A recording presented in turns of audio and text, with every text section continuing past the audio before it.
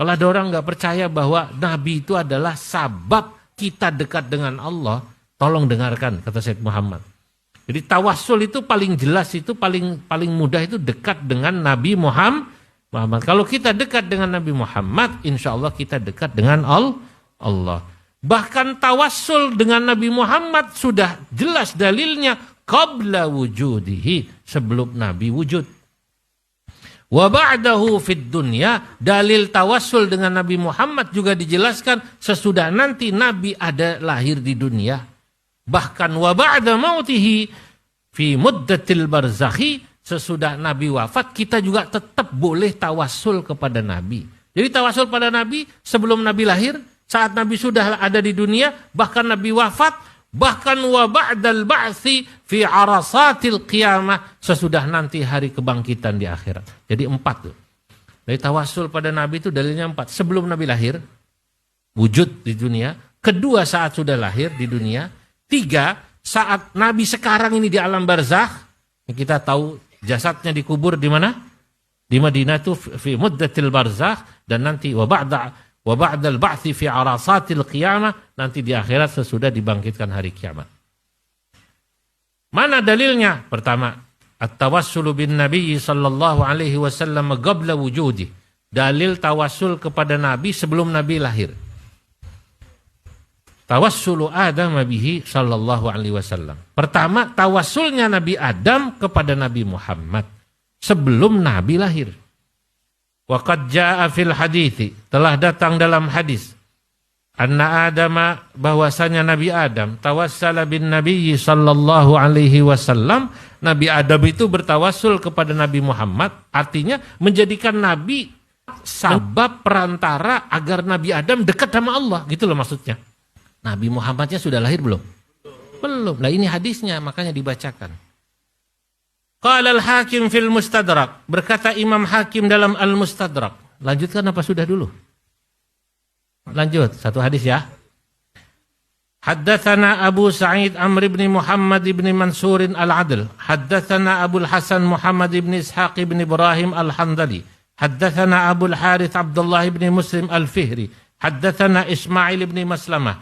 Amba'ana Abdurrahman ibn Zaid ibn Aslam an Nabihi. Jadi para ahli hadis itu biasanya membedakan antara haddasana dengan amba'ana. Haddasana itu biasanya seorang murid yang ngaji lama, dia boleh bilang kalau dia meriwayatkan dari gurunya dengan lafaz haddasana. Bapak-bapak ini yang ngaji rutin sama saya di sini di kediaman Pak Menteri sudah tahunan, boleh kalau nanti bilang haddasana Zulfa. Karena ngaji rutin. Tapi kalau baru ketemu sekali kayak Pak Idrus Marham, nggak boleh. Cuman boleh amba'ana. Paham nih, paham? Ini lafaz aja itu kalau ngaji itu beda. Makanya Mbah Sahal sama Mbah Maimun itu ketika meriwayatkan dari Syekh Yasin beda.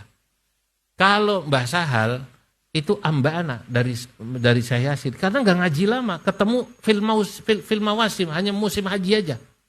Ngajinya pas musim haji sebentar. Mbah Maimun ngaji sama Syekh Yasin Al-Padani 3 tahun. Makanya Mbah Maimun kalau meriwayatkan dari Syekh Yasin haddasana. Tapi kalau Mbah Sal amba'ana, Masya Allah. Lanjutin.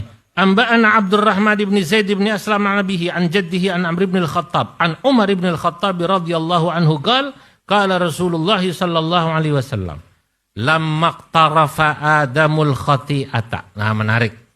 Ketika Nabi Adam melakukan kekeliruan. Nah, Nabi menggunakan kata iktarofa. Iktarofa itu fi'il madhi. Nabi Muhammad tidak menggunakan jumlah ismiyah, tapi menggunakan jumlah fi'liyah.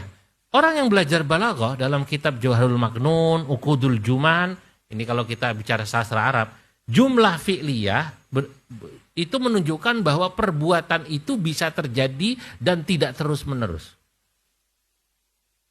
Wa kaunuhu man lithubuti waddawam. Nah, makanya di Quran Allah mengatakan wa asa Adamu rabbahu faghawa. Nabi Adam pernah berbuat dosa. Allah tidak mengatakan wa Adamu asin. Enggak begitu, Pak. Kalau asin berbuat dosa terus. Ya, jadi bahasa Arab itu jumlah fi'liyah sama ismiyah saja itu maknanya beda.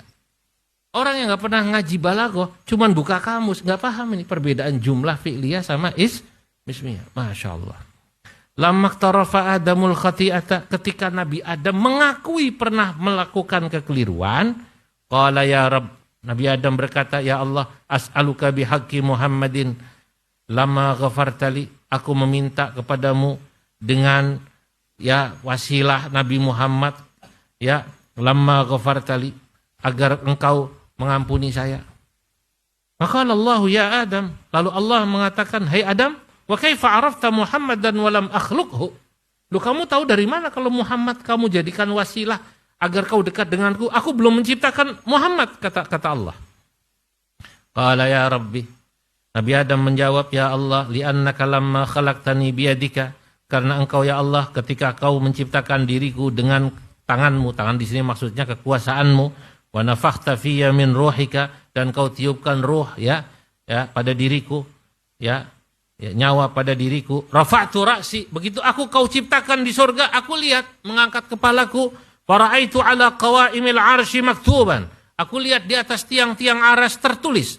Di atas tiang aras, kata Nabi Adam, ada tulisan La ilaha illallah Muhammadur Rasulullah. Aku lihat, loh, begitu aku diciptakan, aku lihat di aras ada tulisan La ilaha illallah. Fa'alimtu, di situ aku tahu, annaka, sesungguhnya dirimu ya Allah, lam tudif ila ismika illa ahabbal khalqi ilaika. Kau tidak akan menyebut nama seseorang bergandeng dengan namamu kecuali orang itu pasti orang yang paling kau cintai. Faqala Allahu sadaqta ya Adam, kau benar hai Adam, innahu la ahabbul khalqi ilayya, Nabi Muhammad itu adalah makhluk yang paling saya cintai. Jadi kalau udah tahu Nabi Muhammad itu orang yang paling dicintai Allah, tawassul wasilah paling mujarab lewat siapa? Lewat Nabi Muhammad sallallahu alaihi wasallam. Makanya wa idh sa'altani bihalqihi, saat kau meminta padaku dengan menyebut nama Nabi Muhammad, kata Allah, faqad ghafartu laka, pada saat itu aku ampuni dosamu.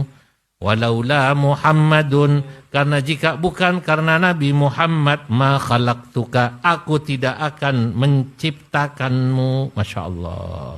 Jadi Allah menciptakan Nabi Adam saja karena menciptakan Nabi Muhammad. Kalau bukan karena Nabi Muhammad, Nabi Adam tidak diciptakan. Hadisnya diriwayatkan oleh Imam Al-Hakim fil Mustadrak, dalam Mustadrak. Akhrajahul Hakim fil Mustadrak wa sahhahahu. Hadis ini dikeluarkan Imam Hakim dalam Al-Mustadrak dan dianggap atau diberi label sahih.